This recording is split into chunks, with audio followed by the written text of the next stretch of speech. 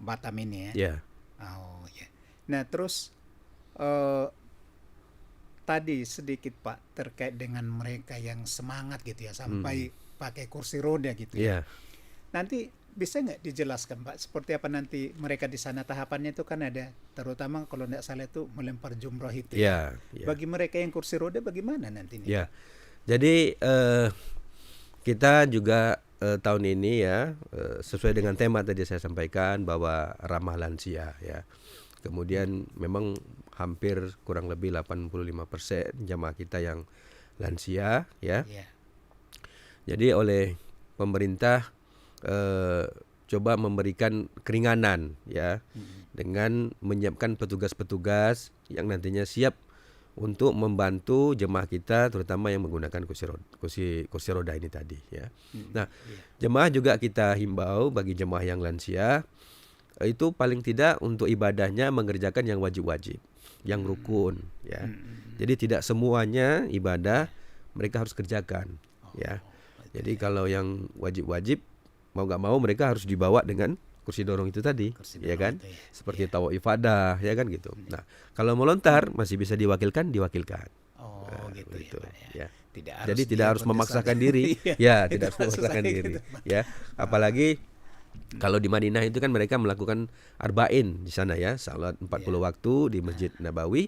Nah, kalau seandainya kondisi fisiknya tidak memungkinkan, sebaiknya itu dilakukan di kamar hotel saja. Oh Jadi bisa tidak ya. harus ke masjid. Nah, kan Ada begitu. alternatifnya di Ya, hotel bisa ya. karena kita belum sampai ke puncaknya. Puncaknya itu di tanggal 8, 9, 10, 11, 12, 13 Zulhijjah. Paling tidak jemaah harus menyiapkan tenaganya, menyiapkan fisik mentalnya untuk persiapan haji gitu. Iya iya. Jadi tahapan sampai ke sana itu berapa tahapannya itu berapa tahap itu Pak? Kita memberangkatkan haji ini dibagi menjadi 2 gelombang ya. Gelombang pertama itu dimulai dari tanggal 24 Mei ya Ya. sampai dengan tanggal, bentar saya lihat di sini.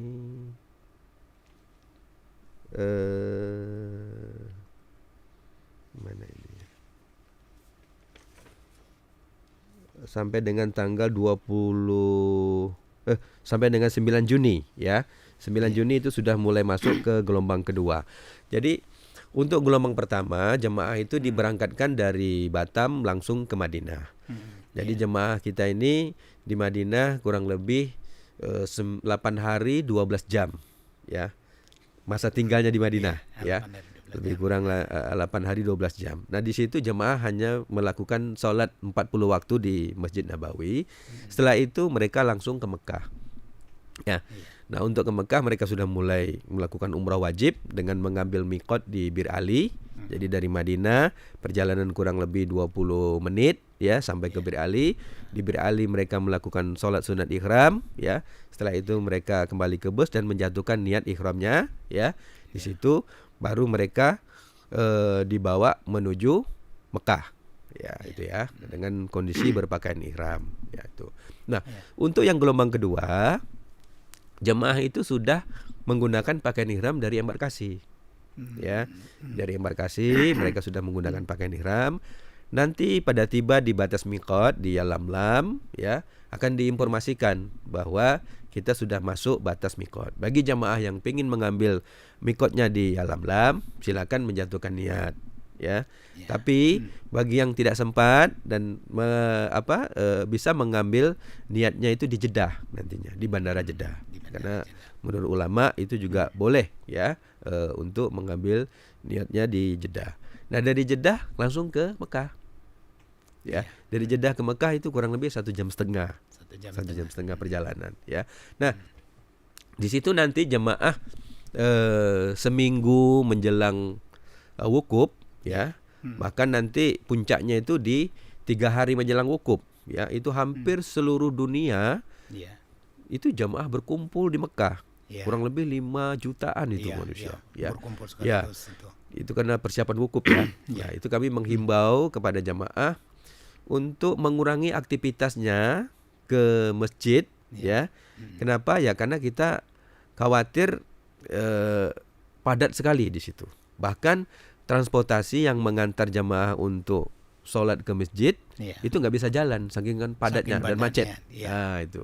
Jadi kita menghimbau jemaah untuk bersiap-siap istirahat di rumah karena menjelang tanggal 8 Zulhijjah kita akan siap-siap diantar ke Arafah untuk wukuf. Wukuf. Ya itu.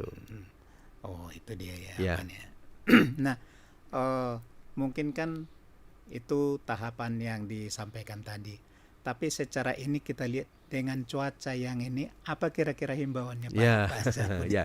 Kami memang menghimbau ini kepada jemaah ya, karena ini masih awal, suhu di sana itu berkisar antara 27 sampai dengan 41 derajat ya. Ya. Dan nanti juga pada puncak-puncaknya di bulan-bulan Juni, Juli itu sudah mulai naik suhu di sana ya. Bahkan sampai 50 derajat. Dulu saya 2015 bertugas di sana itu sampai 54 derajat. 54 Jadi kalau derajat kita ya. kita keluar dari mobil atau keluar dari kamar hotel itu rasanya kayak ditampar angin panas wajah kita ya. Tapi alhamdulillah ada trik-triknya tentunya ya untuk menghadapi cuaca ekstrim yang seperti itu. Nah, kami menyarankan kepada jemaah untuk banyak minum air putih ya. Banyak Apakah itu air mineral atau air zam-zam, silakan ya. Nah, terkadang jemaah balik nanya, kalau kami banyak minum sebentar-sebentar nanti kami akan ke belakang terus. Nah gitu. Tapi ada tip dan triknya supaya jemaah tidak sering-sering ke belakang. Cara minumnya jangan satu botol langsung habis. Langsung habis. Ya, jadi minum agak beberapa teguk, nanti tunggu lagi kira-kira setengah jam minum lagi, ya. Nanti seterusnya. Yang penting tenggorokan kita ini basah terus, ya. Insya Allah kalau kita lakukan itu, kita tidak bakal kena yang namanya penyakit heat stroke. Heat stroke itu tiba-tiba pingsan jemaah karena akibat panas yang menyengat, yang diserang kepalanya langsung pingsan, yaitu. Ya. Oh itu ya Pak. Ya. Berarti Bapak dulu di sana dalam suhu seperti itu ya dulu Pak ya. 2015 kita menghadapi cuaca yang seperti itu ekstrim. Dan di sana juga sering badai ya. Jadi badainya itu beda dengan di kita. Kalau kita paling angin sama air. Kalau sana itu pasir. Jadi makanya kita ingatkan kepada jemaah untuk senantiasa menggunakan APD. APD itu alat pelindung diri. Jadi alat pelindung diri itu berupa kacamata hitam, kemudian ada masker, mereka pakai masker ya. Kemudian apalagi ya, misalnya yang pokoknya yang bisa melindungi diri jamaah kira-kira seperti itu ya, daripada nanti menghadapi cuaca-cuaca yang seperti itu, yang ekstrim seperti itu. Menggunakan krim pelembut ya itu ya.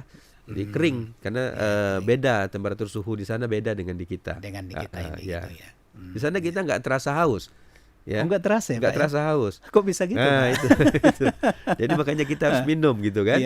Itu yang bikin bahaya kalau kita nggak minum, nggak rasa haus. Nah, tiba-tiba kita nanti kena heat stroke. Karena udah panas gitu ya, tetapi kita asupan air gitu berkurang apa gitu ya. Oh itu dia Pak ya. Nah terus terkait dengan keberangkatan haji ini misalkan, kalau dia sudah berangkat, apakah dia misalkan ini orang mampu Pak, saya naik haji lagi misalkan gitu. Itu berapa lama prosesnya kalau dia mau naik haji lagi Pak? Jadi berangkat haji itu kan sebetulnya sekali seumur hidup ya. Jadi kalau pengen berangkat lagi, ya pemerintah sudah mengeluarkan aturan menunggu 10 tahun. 10 tahun kemudian baru bisa berangkat lagi. Oh menunggu 10 tahun dia. Kalau sekarang dia berangkat usianya 50 tahun, nah, dia nunggu lagi 10 tahun baru dia bisa berangkat.